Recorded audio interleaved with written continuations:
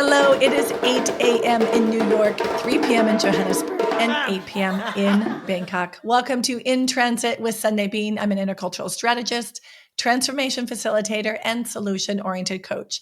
And I am on a mission to help you adapt and succeed through any life transition. I'm on such a mission, I barely have my voice today, and I'm still showing up to talk to our very special guest today. I can't wait to dive in. I haven't even had the interview yet, and I've already had a paradigm shift with our guest today. Now, if you know this podcast In Transit, or if you were already a listener back when we were Expat Happy Hour, you do know our special guest, Naomi Hattaway. Let me welcome you to In Transit again for the third time. Thank you. I'm so excited for this conversation. It's going to be rich. Well, like I said, I already had a paradigm shift and I'm going to tell people about it, but let me tell them a little bit more about you before we dive in. Now, this episode has a special focus on leaving well and specifically leadership transitions. And Naomi is perfect for this based on her personal experience and her professional experience. Naomi Hattaway is passionate about community building, diversity, and accessibility in online and physical spaces. She previously served in executive leadership at Habitat for Humanity in Omaha and French Porch Investments. She also led the COVID-19 eviction prevention and rental assistance programs. You can see the work that she does is deep into the community. And in 2021, the winter plan for non-congregate shelter efforts in Omaha, Nebraska. She's a licensed realtor. There's the connection to living spaces, and ran for the Omaha City Council in West Omaha in 2021. She serves on the board of directors for several organizations and consults with organizations on their communication strategies, as well as inclusive program design, board effectiveness, and housing solutions. Recently, she launched Leaving Well Consulting. I've even watched her leave well in a recent life transition, a practice for individuals, organizations, and board of directors in periods of transition, which provides protection for organizational assets, purposeful knowledge transfers, and stability for the stayers, which is often overlooked, and support for those leaving. So Naomi, thank you for joining us. I'm so excited. It's always so interesting to listen to your bio being read back because it's always like, oh, and that's part of what we'll probably talk about today is planning ahead for the legacy that you want to leave. And so thanks for having me on. Yeah. And the thing is, if people haven't listened to former podcasts with Naomi, you might not know this is something she doesn't just teach others about. She's lived this for her life, right? You might have listened to our episode 181, Linking Arms, where we talk about being in transition together in community. And way back in 2017, we talked about this process of living globally mobile lives, which is inherently connected to leaving well and being a good stayer. So you have this on so many levels, just deeply embedded in your cells. I know that. All right, Naomi. So one of the things I wanted to tell the audience today is I've already had a paradigm shift and we haven't even talked about it. Naomi and I were together speaking just over WhatsApp quickly about this episode and what we could talk about. And Naomi, you talked about this idea of legacy and leadership. And for me, and maybe I'm naive, but I always thought about legacy, like what you leave behind after you serve. And if you've done a good job, you leave a wonderful legacy, right? And what you're telling me is that a legacy is actually, you have an opportunity to think of it as a path you set forth in advance and with intention. So can you say more about that? Yeah. And I first need to give some deference and some props to our mutual friend, Jerry Jones, who wrote about the concept of leaving well and kind of brought it to the forefront in terms of expat life, in terms of the moving and the leaving well. Lovely chat with Jerry and said, do you mind if I kind of take that and put it into this leadership space? So I just wanted to give some shout out to Jerry. Going to the concept of that legacy, my husband and I, when we moved to New Delhi, India, he kept saying to me, it's like you're on this 100-year plan. And I'm like, what are you talking about? And he said, I go in his work from the airport to work, to the office, to home, back to the office, to the airport. He travels a lot. And he said, and that legacy, that what I'm leaving behind is a shorter runway. So he's in the private aviation world. So everything's very aviation based. But he said, my runway is shorter on the legacy that I'm leaving. He said, your work is creating legacy 100 years deep into the future. And we've been riffing on that a little bit as a family, and I've been thinking about it in my life. If we flip the switch and toggle forward thinking instead of only in the back, that lets us lay out this beautiful runway of what do you want your legacy to be? How do you want it to align to your values? And then you can pull in whatever you're working on, a project, a team you're working with, whether it's an individual journey, whether it's even as simple as preparing for your own death, which is something we all have to face. You can then lean into your values and lean into a way that really does create that legacy. So a lot of times we also think about the red thread of our life and looking back. What are the things that stay true as we navigate different things and navigate different projects and experiences? And we always look back and say, well, that's the red thread. My personal red thread is around housing stability and community. Well, if I instead flip that to the future, how does everything else that I do in my life, how can that contribute to my legacy? And I think it comes back to Sundae. It may feel morbid for people who haven't thought about it, but if we are all going to die one day, what if we instead looked at our remaining time on this earth as intentional and purposeful, so that you could almost, and this is where it sounds a little morbid, if you think about what you want people to say about you at your funeral or at your celebration of life, we can design that today. We can design what people will say about us in our future today. And so I think there's some real meaningful opportunities there to have the legacy be forward thinking instead of just in the reverse. Well, I think it ties into, my idea about how I want to live abroad without regrets. I want to live without regrets. And not that we don't make mistakes and wish we had been more savvy. It doesn't mean that. It means, how do we live intentionally? Yes. Right.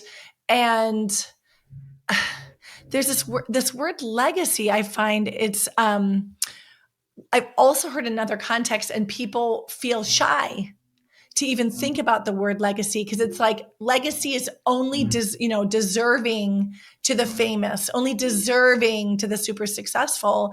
And when I hear you talk about legacy, I'm actually hearing it in a lens of, let's just be really intentional about living our values and the impact we want to make. Well, and how do you want to be known? I think that at our core, we all crave a place where we can belong, and we all crave to be known for who we are. Well, if we actually get to design a little bit of that, how much more power does that give us? And it can be kind of in a small little box. It can be that I want my legacy to be that I was kind. And how much pressure does that take off, just to take kindness into everything that you do in the future?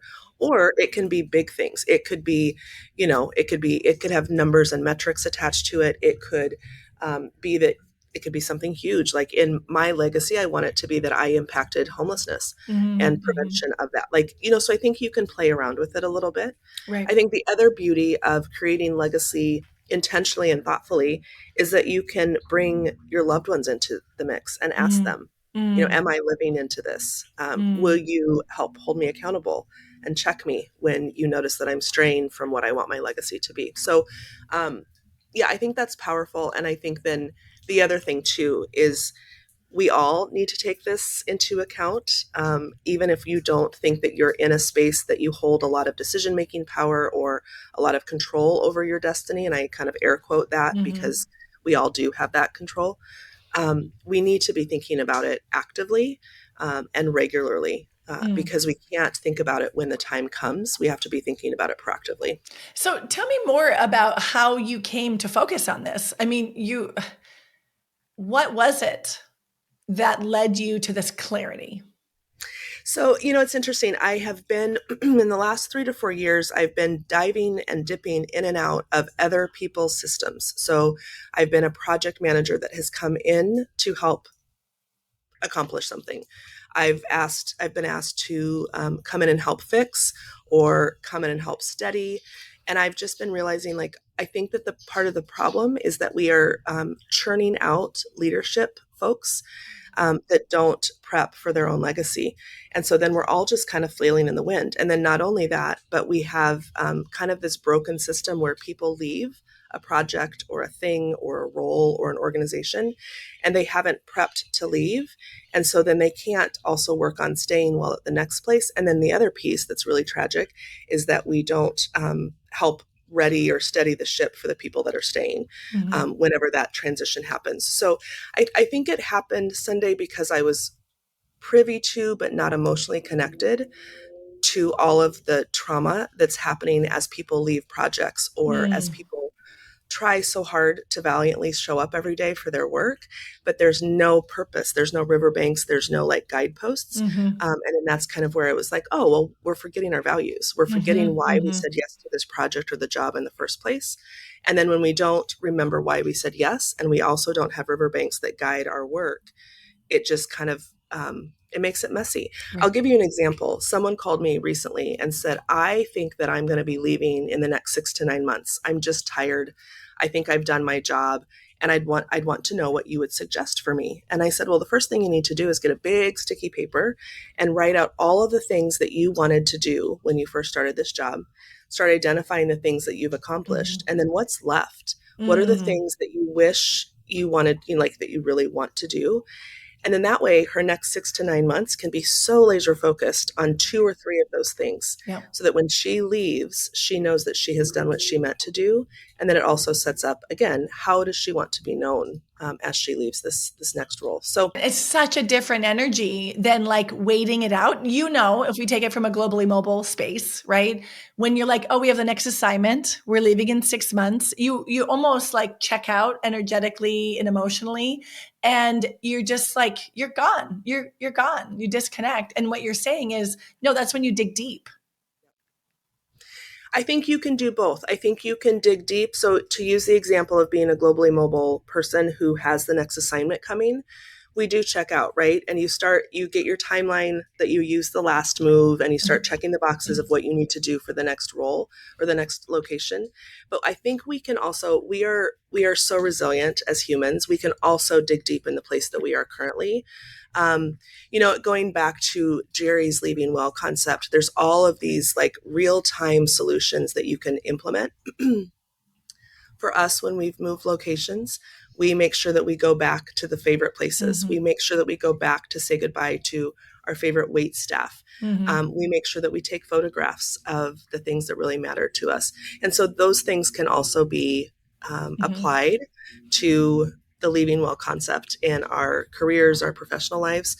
I think also, when you think about leaving a place, most often you have a relationship with the people that you work with, or even a relationship to the outcomes that you were tasked with. And if you don't say goodbye to those things, and I think that sounds a little like woo, but if you don't intentionally say thank you, thanks for what you brought to me, thank you for the opportunity to have this moment, this outcome, this work, I think that it also doesn't set us up for success in the next thing. So there's a lot of reasons to leave well and make it a practice.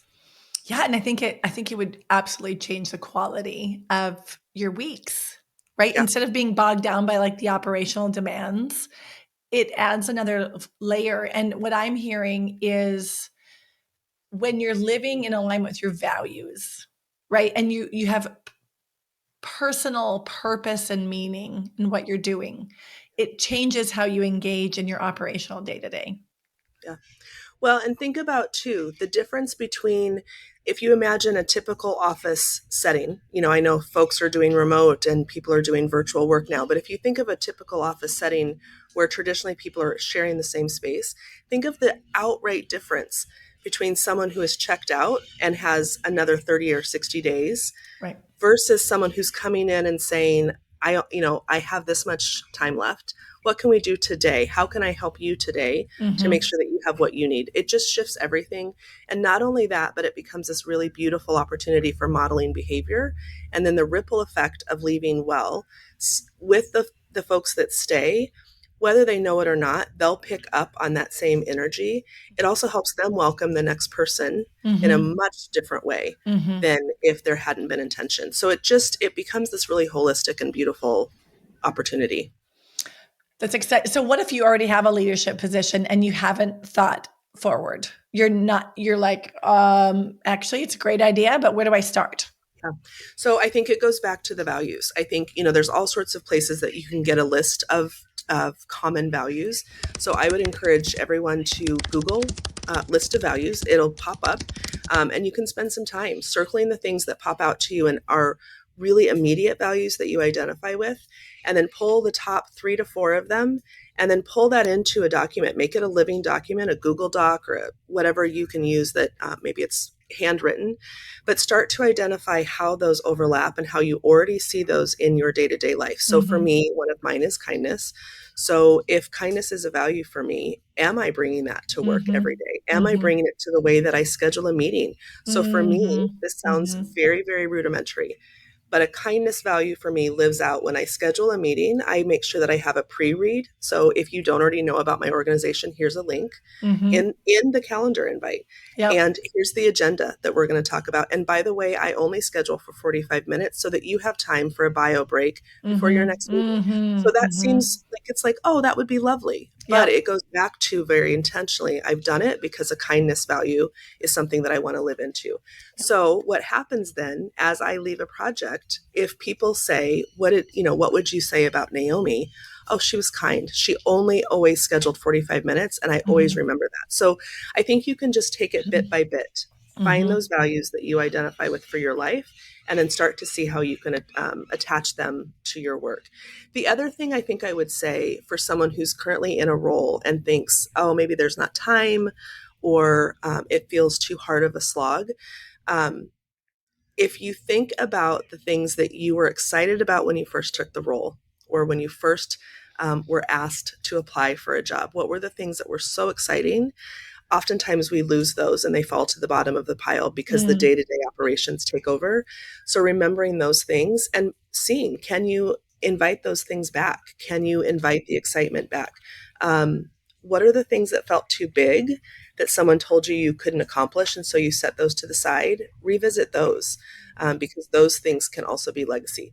One other thing I'll say, Sunday, and this is a very practical set of advice, but the most beautiful way you can leave well is to set up a structure or a framework so that those that come behind you don't have to do so much work to keep Mm-hmm. it going. So Mm-hmm. that's another really practical thing you can do is start to lay out a framework of where does someone find the things that I've put together? Where does someone find the frameworks that I've laid, so that that can be left behind as well? So good. And I wanted to just mention here, we've talked about an office, right? But there's so many other ways that we lead, whether it's in a corporate context or in a community organization, a religious or spiritual community, that I think these ideas definitely apply beyond, let's say, a corporate context, right? Yeah. Um, I just think how much power this has to create more meaning in your everyday life, right? Well, and if you think about too, so you mentioned community organizing, and that's a really good example. Oftentimes, something will happen in our world or in our private spaces or in our small communities where we have a reaction to something. And I won't name examples because they could, depending on your audience, people will have different reactions. But think of a thing that makes you react, like, oh my gosh, we cannot have this in our community. I am going to go fight the good fight. I can guarantee you for everything that you have that visceral reaction to, someone has already been working on it. Mm-hmm. You're not the first. And so the problem, though, is that the people that have been working on it before you maybe didn't leave artifacts. Maybe they didn't Mm-hmm. leave a trail that you can go pick up on and continue. And so that's another really beautiful way that we can step into and embody leadership in this leaving well, is that if you're working on something, leave leave something behind, leave the little breadcrumbs, leave an artifact of some sort that people can then pick up the mantle and then carry forward. I think that goes back to kind of that framework and the structure, scaffolding almost, if you Yep. will. And then, this is leadership by preparation, I think, comes into play when we think about our end of life planning and how well we can leave a legacy that way too. My whole body just like shuts down when you start talking about that, because I'm like, not going to happen. Like, I know. I just completely go into like denial. I know. And you know what I think? I think that for all of us as humans, we have the highest ability to attach when something's happened to us.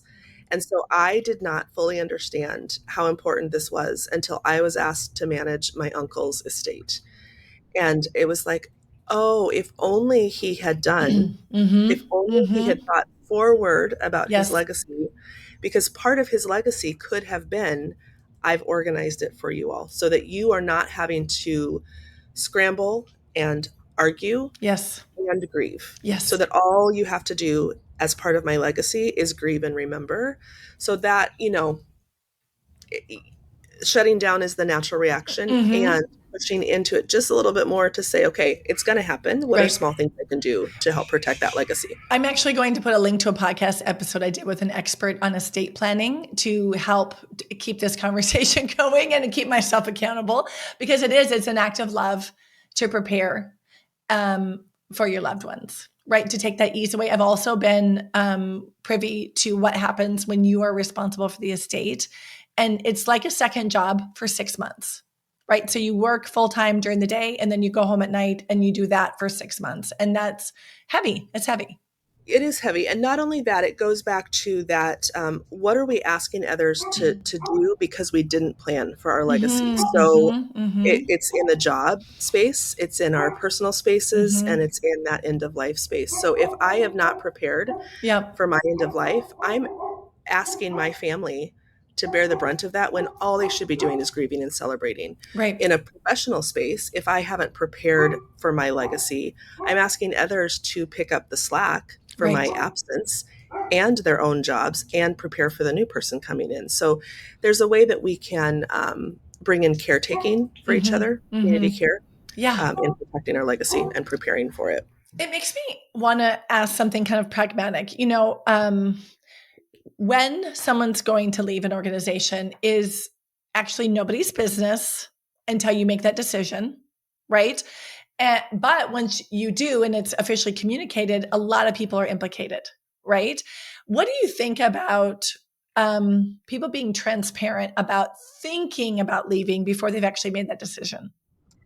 So I'm glad you brought that up. So every time that I have managed a team, whether I'm the official manager or I'm project managing, I say right off of the bat, endings are inevitable. So we are all going to leave. Like literally none of us still have our first job. So if that's true, and then we can say, well, endings are inevitable. How can we plan now? So I will, and people get a little bit weirded out about this, but when I first come into a project team management situation, I say, let's all get our resumes out. Have you updated it? Is your current work that you're doing on your resume? And they're like, why would it be on I don't have plans to leave. But it's in that very practical, like, well, then let's all stop and do that together. Let's come back the next meeting and make sure that we've updated our resumes. And that just kind of lets everyone breathe a little bit easier of like, oh, let's all just get prepared together. So it's not this one sneaky suspicion that someone might be leaving. The other thing that I think is a really practical way to do it is to just talk about, in the US, we call them SOPs, standard operating procedures. A simple check of like, what are the 2 top things that we should get on paper right now in case something happens to one of us? I think we can talk about it in that way too. It doesn't have to be a transparency that I am planning on leaving. It can just be, we should protect the organization by making sure that if and when one of us leaves, we've got some things in place. Having said that, though, I do value, for folks who can, I think there's a lot of folks who are in working situations where they're not safe to be transparent about their leaving. But there's a way that you can word everything to say, like, even just to say, like, gosh, we're all going to end up leaving someday. So what is it that we could do today to best protect the Mm-hmm. organization? Mm-hmm. And that doesn't bring up any red flags, I don't Right. think. Right. To protect the organization, of course, everyone would want to. The other thing that I think that is really, really helpful is for managing leaders. So people who have people under their care, um, to ask, what is it about your job that you want to lean into more? What is it about your role that you're not having growth opportunities? Mm. And that can also start that conversation about what might be next. Right. Um, and I learned this when I was doing volunteering. I would raise my hand for everything. And not until I realized that if I sat on my hand, it gave someone else an opportunity. And so I think we could shift our thought process there as well. Being in a position, we can outlive our positions. And so someone maybe else should come in, which makes it a little bit more natural to talk about leaving as Right. not a negative. Right. Absolutely. I remember one of my leaders that I had years ago, in my first day, he was like, so for you to really make a contribution, I'd expect you to stay for 2 or 3 years, and it was just really Yes. liberating to hear, like, to have that conversation about expectations and to like open the door of, you will probably move on one day, right? And I appreciate that. I've had two people who have said that, like, for this to be worth it for us and for Yes. you, let's try to commit to this time frame. And I think that's nice. Well, from an HR perspective, from a human resources people perspective, it costs an organization so much money Mm-hmm. to have to fill a position. And so if there's a little bit more transparency on the front end Mm-hmm. of, like, let's talk through and have a little bit more, going back to those values, being able to feel safe and secure in saying, I'm feeling like, maybe I'm feeling a little bit of untethering from this position. Yeah. We've talked a lot about the leaders. Do you mind if we shift our attention a bit to the stairs? So, what do we need to know? Well, I think that there's a feeling of abandonment and a feeling of, I think it's very easy for stayers to feel that it's personal. I think even if we look at from a globally mobile perspective of changing postal codes and zip codes, the stayers often feel like they've been left behind. And so I think that there's really beautiful ways in a corporate or in a professional work setting, to just acknowledge that that is true, and it is normal to feel abandonment. I think there's also a lot of times feelings come up of jealousy and being, kind of in a covetous, space of, like, why do they get to leave and why am I stuck, or why do I have to stay? So I think for stayers, I think the one thing that I would suggest is, if those feelings, especially of jealousy, come up, what is it that's keeping you from exploring what might be next? And what is it that's keeping you from, um, wanting to also protect and create your own legacy? Mm-hmm. Don't make it a victim mentality. You can honor the feelings, but then move right into doing the exact same thing. Identify your values. Do your Mm-hmm. values still align with your project or your role or your company that you're with? The other thing I would suggest, and this is going to feel maybe not so, um, great or effusive, but offer to the person who's leaving, ask them what they need in order to help them leave well. Mm-hmm. Oftentimes, it would be something like, can you help me build this framework? Can you help me capture and document the artifact? And that also then becomes resume builder. If you're the Mm-hmm. person that helped provide that structure, if you're the person that helped bridge that transition, that also helps if you want to stay, in the Mm-hmm. future of the organization. If you're the one that helped create stability, make sure that that's known. Step Mm-hmm. into that space. Mm-hmm. The other thing I think that's really important for stayers is to just be present, notice, and listen. There's a lot of trauma that comes with transition, even when it's done well. And I think for folks that stay behind, listen for the opportunities where you can provide support to each other, be present about how you're feeling and how you're showing up. And then I guess I would just say, again, it's an opportunity to check in with your values and make sure that they're still aligned. Right, exactly. No, that's great. And I honestly, it's so obvious when I hear it now, but I don't know if people are using that same transition lens I don't think so. I don't No. think so. But, and it comes back to your question, like where did that come from, Mm-hmm. that we assume that loyalty is the kingpin of what we are signing up for when Mm-hmm. we take a job or a role or a project. I think about, there's another example I can give. I was volunteering for a um, women's circle is the easiest way to explain it. I was in a president role, and you serve for 2 years. Well, I knew a year ago that I needed to be done. And Mm-hmm. so I could have either stuck it out, Mm-hmm. slogged through it, counted down the days, almost like, do you remember making paper chains where you would cut Yes, out for pieces and Christmas. yes. So I Yes. could have had like the paper chain mentality of like one Mm-hmm. more day done, thank goodness. Mm-hmm. Or I could make the paper chain and on each one of them have something that I wanted to intentionally do that day. Mm-hmm. So Mm-hmm. I did that, and I laid out the year, and I dug in really, really deeply on how did I want the remaining leadership team to feel when I left? How did I want them to feel on my last meeting? And then I Mm. backed that out. So if the outcome was this, how do I want to feel, or how do I want them to feel? Then I backed it out over the course of time that I had. And then it became really, really practical, small little things every day that led up to and connected to a really good leaving well. I mean, these are all very familiar coaching practices of like creating the visualization of it and then working back and checking in the accountability. And it actually doesn't take that much time. It doesn't take that much time. And I think one thing that might be helpful for anyone listening is the common response I get is, but my boss would never go for this. Or it's going to feel weird if I suggest this. You just have to do it anyway. So I think what I would suggest, anytime you have a concept that you can name, it makes other people curious, or it lets people kind of embrace it. So it literally physically say, I would like to try practicing leaving well. And what that means for Mm-hmm. me is, and then you fill in the blank.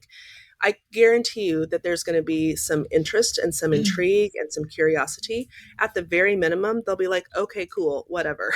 They'll be like, Mm-hmm. sure, you do what you need to do. And then just naming things, signaling that out, lets people start to adopt it. And before you know it, they'll also start to be intrigued by it, and they'll be ready to kind of come alongside you, link arms with you in the leaving well process.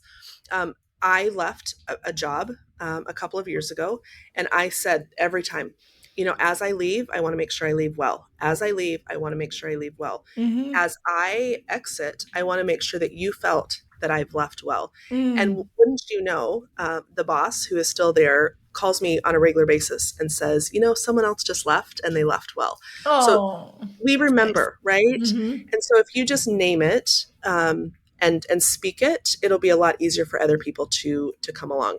There's also some books and some recommendations of ways that you can kind of inject it. Necessary Endings by Dr. Henry Cloud is a fabulous book.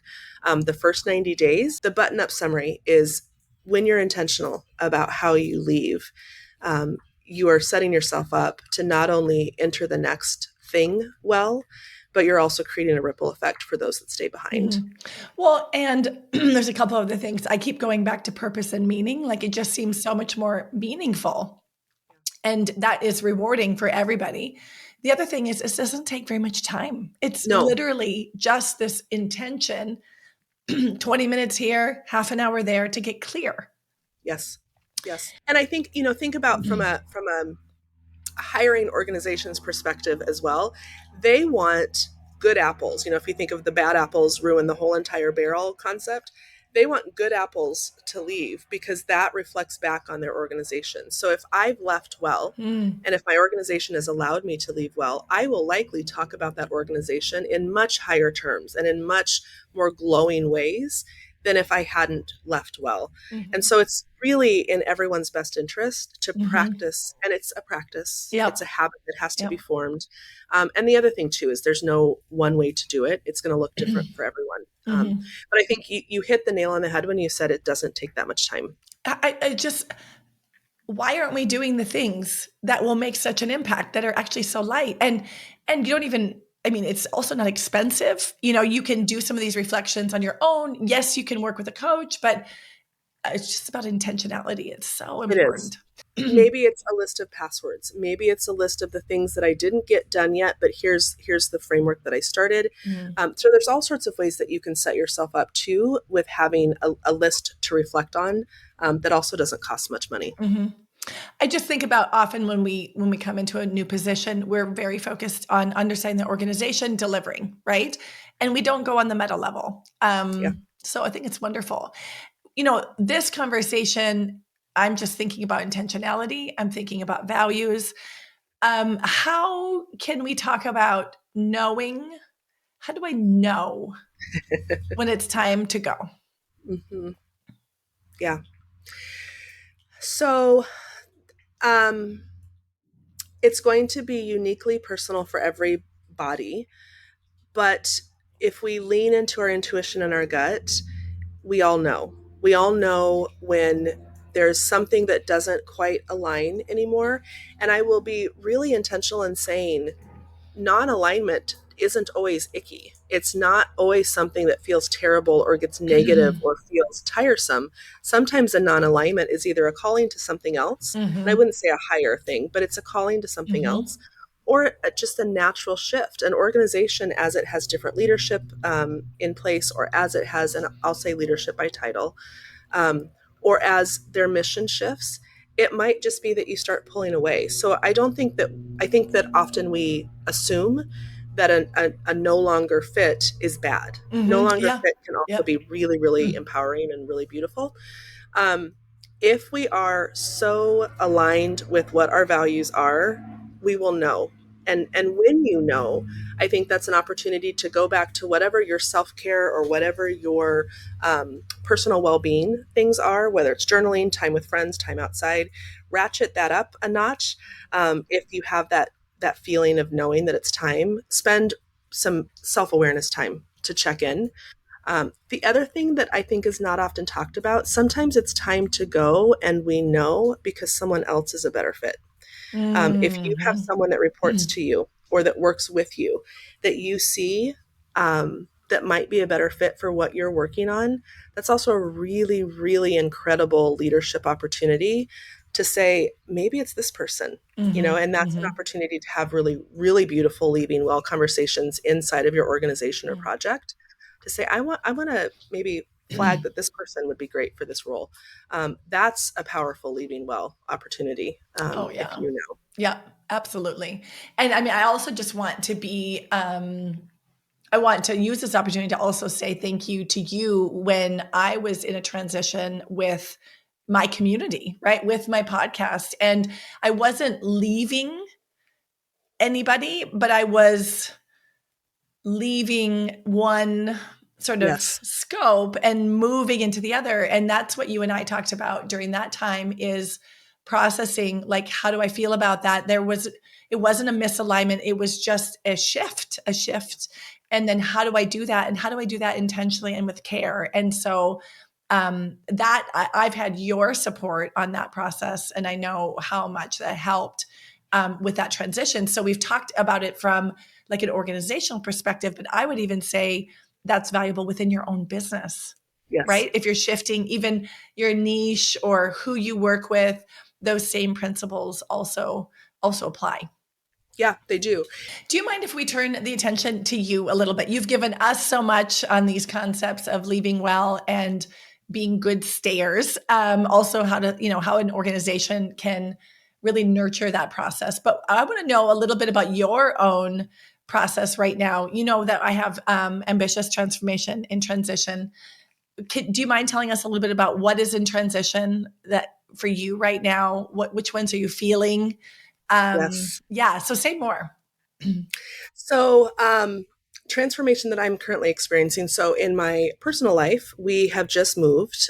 We moved from a two household situation and combined our households back into one location. So, that's been an interesting transition.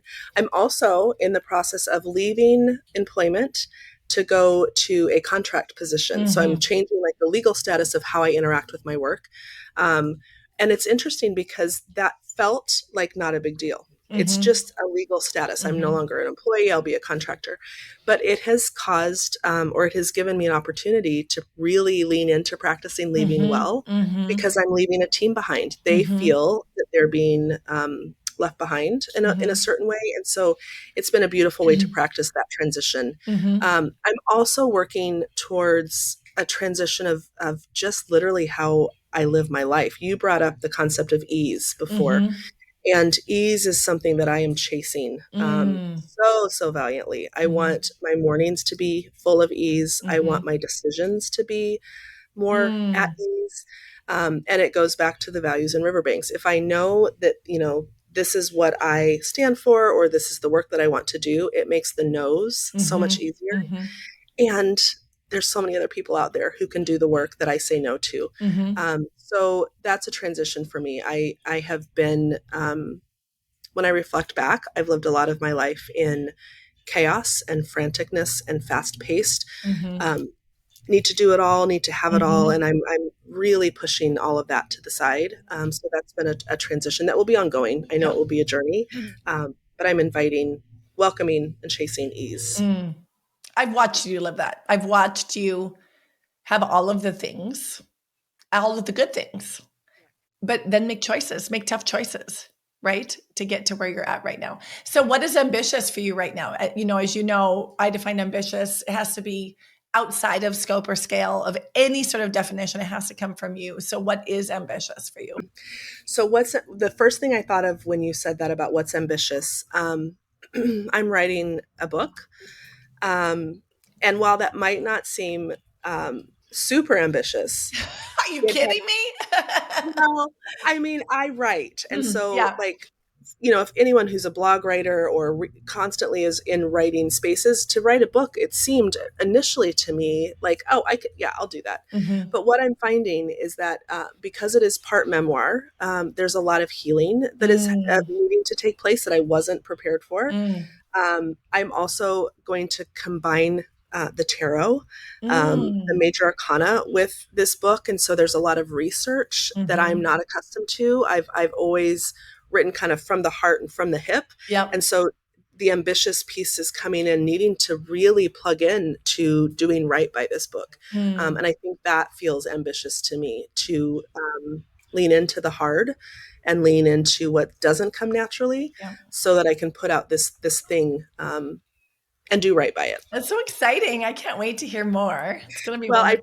I printed the manuscript. Someone said, do not let it just live digitally. You need to print the manuscript and hold it. And oh my goodness, that was a huge shift. So, I bet that felt amazing too. It felt to me and terrifying. Well, you have to keep us posted on that. And we will put links to all of your spaces and places. And please come back to us when the book is live so that we can also include that there. You have so much to offer, Naomi, and I'm gonna get all teary when I talk about it now, but I met you in 2018 and in person, although I knew, of you before, and you have always, of course you're talking about leadership, right? You came talking about community before. You just live all of these principles so fully and so future oriented. That's something I've always respected about you. And you do the right things, even though they're the hard things. And that's something I really appreciate. And it's so interesting that you bring in ease in the heart. If that makes sense. Like you do already bring in ease, at least for others. That's something I see you do all the time. So you being a role model for this, you living that also sets a path for other people. And you've been laying that path for me in many moments of my own life. And I just wanted to say thank you, because I don't know if you realize how much of an impact that's made. So thank you. So thank you. I did that without getting too teary. I think we need to talk about this more. I think we can look at where we're leaders in our life and apply that immediately. I think as stayers, we also have agency. Even if the leader doesn't want to leave well, we can also do that. I am just so grateful. So thank you everyone to listening to In Transit with Sundae Bean. Always a pleasure to have you here with me. I'll leave you with the words of Tim McGraw. we all take different paths in life, but no matter where we go, we take a little of each other everywhere.